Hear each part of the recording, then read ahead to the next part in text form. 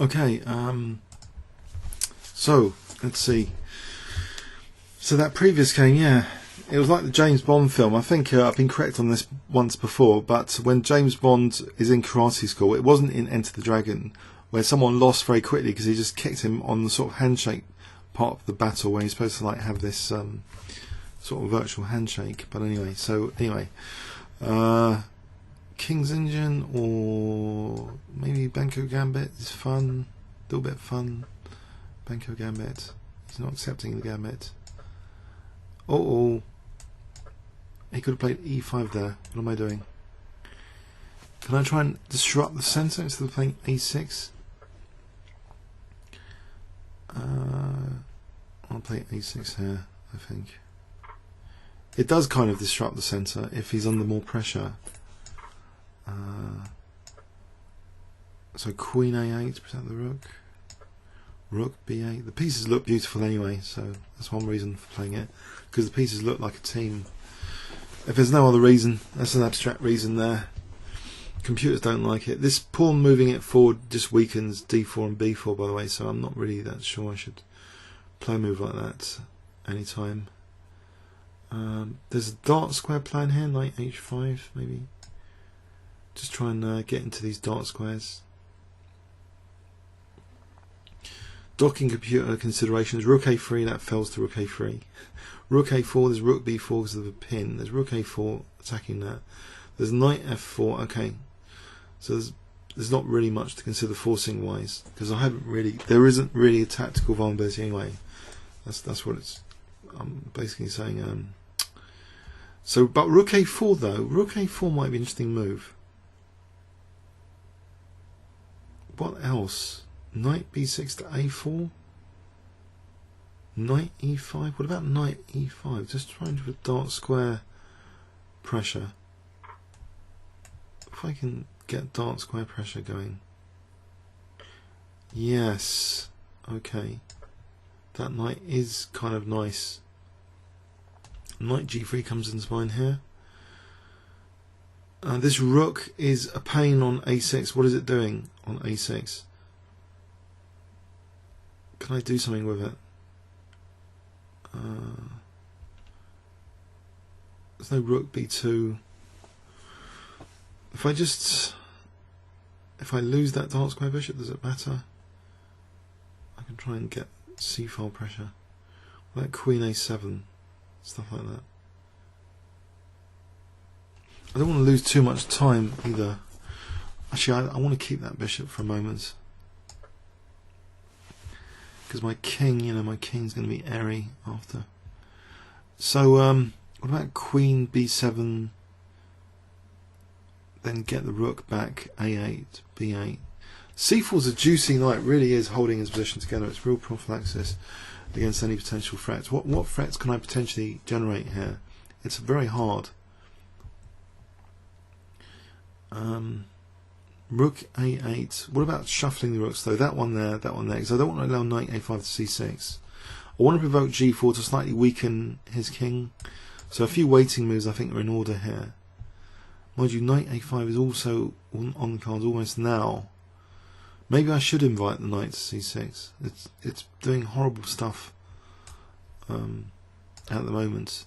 So I'm stopping knight A5 anyway. There's a sort of pin here. Okay, messing around with the rook still. Queen B5 to B3. What about that as an idea? Queen B5 to B3. Ah, some weaknesses emerging potentially on the king side. So B3, Queen B3, offering the exchange of queens a pawn down, would seem to be silly, but in this case, I don't know. What about Rook A4, B3, Rook A4. Let's get rid of his best piece. Please, can this knight go away? It's really annoying. Any docking computer considerations if the knight moves? There's Rook A3, there's Bishop B2 as forcing moves, there's Queen E2, they don't do anything, nothing does anything, because there's no tactical vulnerabilities. That's really the basic thing. Actually, Knight E3, there's almost Rook E4 though, Queen E4. So maybe, maybe There's some air around here. These pawns are a bit vulnerable. It's worth being on the lookout to try and understand tactical vulnerabilities anyway.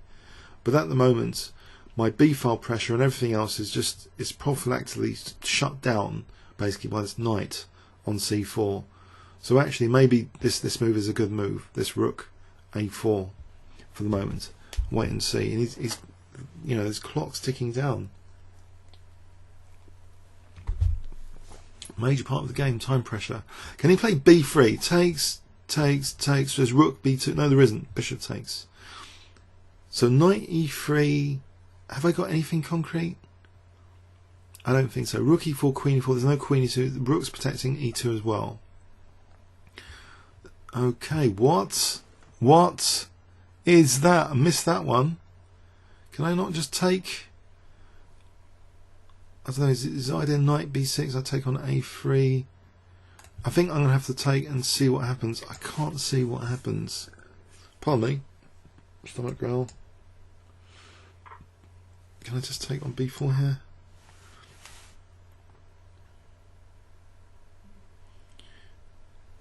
Not sure what the point of that was. So there is rook b2 here. And now I have queen d3, queen takes, and I win the thing on e2. There's queen d1, there's rook b1, I get a tempo for his first rank. Anything else which is forcing. Knight f4 doesn't do anything. Bishop d4, bishop c3. I think rook b2 is a good forcing one. To encourage a blunder. Okay, there is... maybe not. Unless I can get to his back row, but my rook is now attacked. So maybe I should just take for a moment and bishop f8 to get rid of my own tactical vulnerabilities for a moment. But bishop was nice on g7, now it's not. So his knight comes. Oh god, there's stuff going on now. Knight h6s, and I want to get the queen out of here. Go away, queen.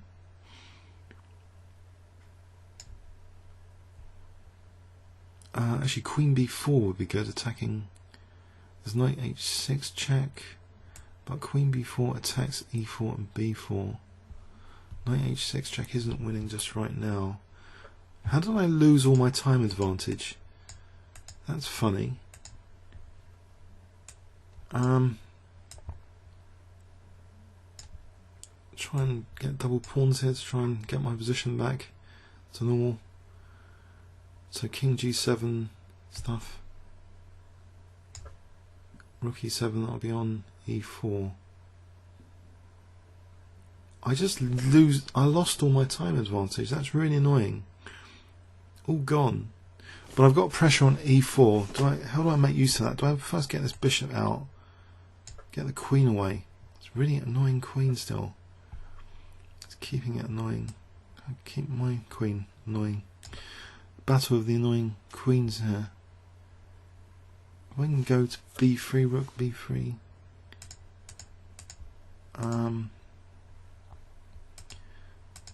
I'll stop naughtiness over here for a sec.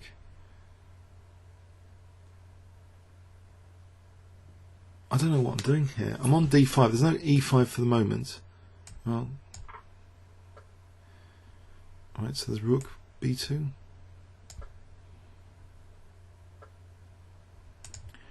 Queen f3 is another forcing move.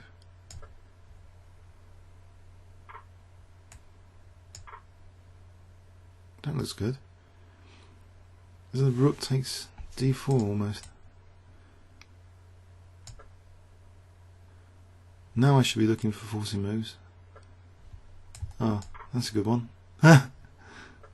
He plays on. There's bishop d4. That's another forcing move. Docking computer's really turned on here. Oh, he's not playing on, is he? Is he just annoyed with himself? Okay, he's resigned.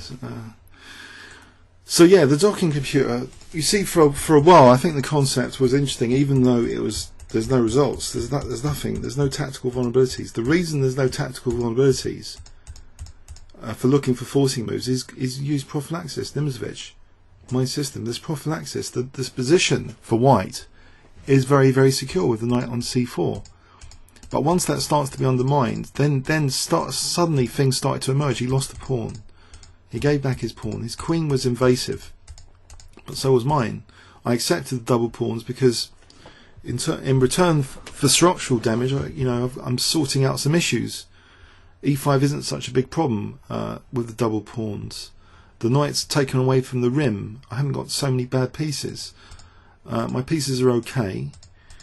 And he starts blundering now. I don't know why he panicked. He just panicked.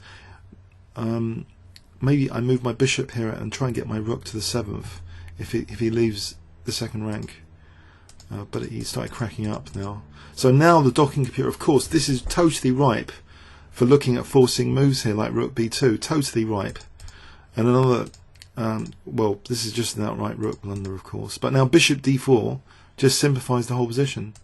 Forcing move, seemingly outrageous, but there's a pin there.